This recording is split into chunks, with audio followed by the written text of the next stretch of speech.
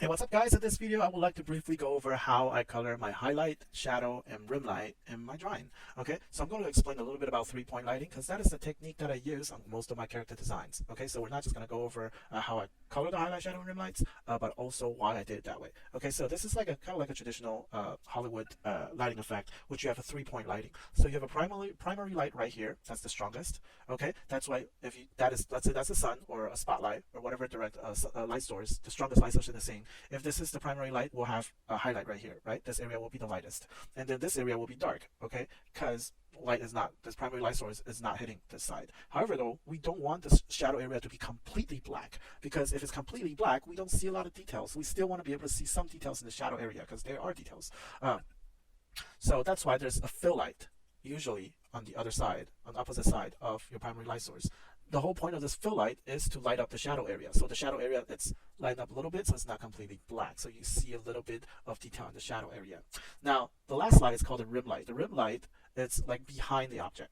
I hope you can understand what I'm drawing right here. So it's behind the object, so when this light hits it, you get a very thin line on the edge of the character. That's called the rim light. It pops out the character very well. You'll see better when I start demonstrating. Okay, so this is the light setup that we're going to try to mimic when I start drawing. Okay, so that's called three-point lighting. So let's get into how I draw my shadow. I draw my shadow with an adjustment layer, not the regular layer, and I just make it, and I just paint on the mask. That's how I do it. So let me explain. So I have my midtone layer selected. Okay, now if you don't know how I drew this midtone, go ahead and look at my other video, how to color midtone in Photoshop, and it will be able to get you to this point. Pretty much draw a sphere with a speedo on and then color in the midtones. Okay, now if you don't know Photoshop at all, make sure you check out my other video, how to draw in Photoshop for beginners. It'll show you how to set up your paper and draw your little character to start out. Okay, so yeah, let's get back to the topic. Shadow. How do I draw in shadow here? So I would go to layer and then go to a new adjustment layer. I'm going to add a new hue saturation layer. I'm going to call this shadow. Okay, and then if I turn the lightness down, you're going to see that the entire document, okay, is darker, which is what I don't want. And I'm going to show you how to fix this. It's going to do a Control Z to undo this hue saturation adjustment layer, Control Z again. So I want that layer to just affect this midtone silhouette, the silhouette of the entire midtone. To do that, you want to control click on the thumbnail of this layer. So when I do a control click, it will select all the pixels in that layer. Okay, now when I do a layer, new adjustment layer, hue and saturation, name it shadow. And now when I turn the lightness darker, only the object becomes darker.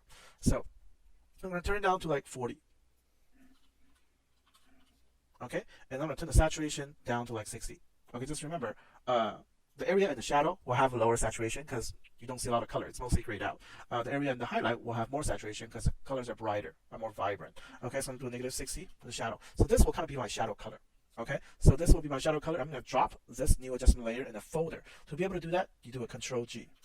See, when you hit Control G, it creates a new folder and puts this new adjustment layer inside that folder. I'm going to double click on the group 1 name and rename it shadow. Okay, I'm going to collapse this little arrow so because I don't need to see that new adjustment layer anymore. And then I'm going to add a mask on this folder. It's right here. This icon right here will allow you to add a mask on this shadow folder. So on this mask, there's only grayscale colors. That meaning you can only get black, white, or somewhere in between. Right now it's all white. So what happens if I color it all black? See, right now I'm seeing the entire shadow colors, right? If I make sure that my foreground color is black and I do an Alt backspace to color this mask black, I'm going to click on this thumbnail and then do an Alt backspace. See, none of that shadow will show up. See that? Okay, so now if I paint or draw with the color white, so I'm going to hit D, okay, hit X. X will swap the background foreground color. See, X will swap background foreground color. So a lot of times I would do this. I would use white and start painting. So, see, area that I paint white, I'll be able to see that shadow layer. And let's say I made a mistake, like too much shadow. I'll hit X to switch back to black and color it back in. Okay, so I'm going to go ahead and choose my charcoal brush. Not charcoal brush, I'm sorry. Pastel Palooza brush and start coloring it like a nice shadow. I'm going to get a bigger brush here. Okay, I'm going to X, switch it back to white. Paint in this area.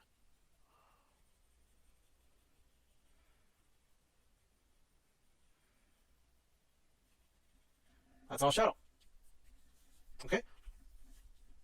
So now, if you do a cell shading kind of effect, then you're done. But if you want like a soft form shadow, what you can do is with the Ultimate Pastel Palooza, I can change the settings a little bit. So I'm gonna click on this, make sure that this is selected, and then click on this folder here. Okay, and turn on transfer.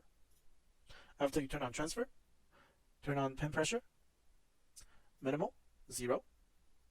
Okay, so when you have pen pressure turned on, minimum at 0, it means the harder you press on your pen, the more opacity you're gonna get. And the lighter you press on your pen, the less opacity you're gonna get. Okay, so with that setting turned on, I want to change my flow to 60. And then I can paint, but this time you're gonna see it becomes very soft. See that? I'm gonna hit X again. X, switch it back, and you can kind of just start blending everything in. See that? Now I've got a very nice blended form shadow. I'll just keep hitting X to switch back and forth between black and white, and just keep refining that shadow. Okay, so that's how I do my shadow. Now the same thing with highlight. All right, so with highlight, let's do the same thing. Okay, I'm going to select, control click on this midtone right here. Okay, and then I'm going to do a layer, new adjustment layer, hue saturation. I'm going to call this one highlight.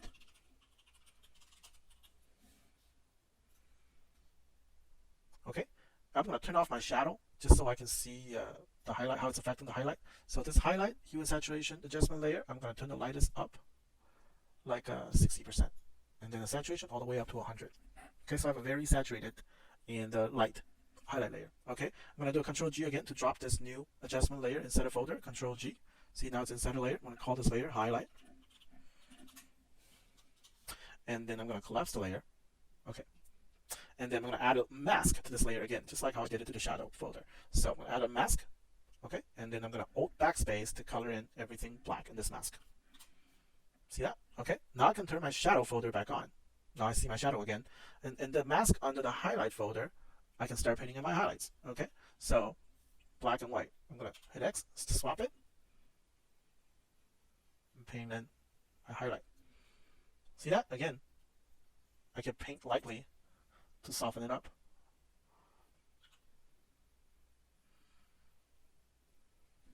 Okay, so see now I have my shadow in the shadow layer, shadow folder, and I have my highlight in my highlight layer folder.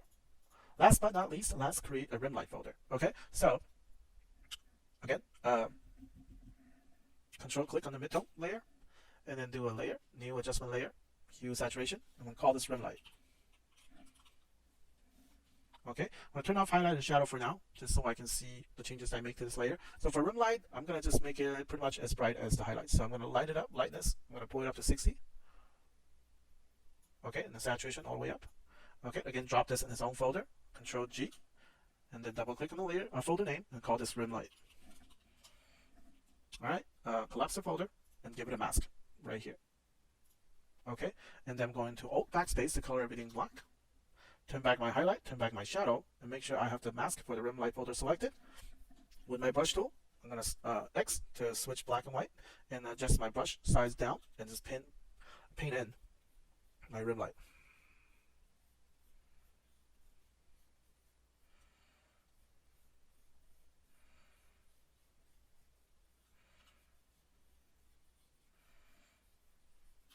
See that? See how that nice little rim light pop out the character a lot better? So I'm going to continue the rim light all the way down here. Okay, see, so now we have 3 folders. We have the rim light folder, we have the highlight folder, and we have the shadow folder. And these 3 combined will turn your boring midtone colors into something with form, with dimension that looks very realistic. Again, shadow folder, highlight folder, and the rim light folder. Okay, so I hope this technique can help you. Let me know if you have any questions below trying to achieve this effect. Okay, and if you are trying to follow my tutorials, my drawing tutorials, it is crucial that you watch this video and learn how I do it. Okay, so thank you guys. If you enjoyed the tutorial, remember to hit like and subscribe. Thanks.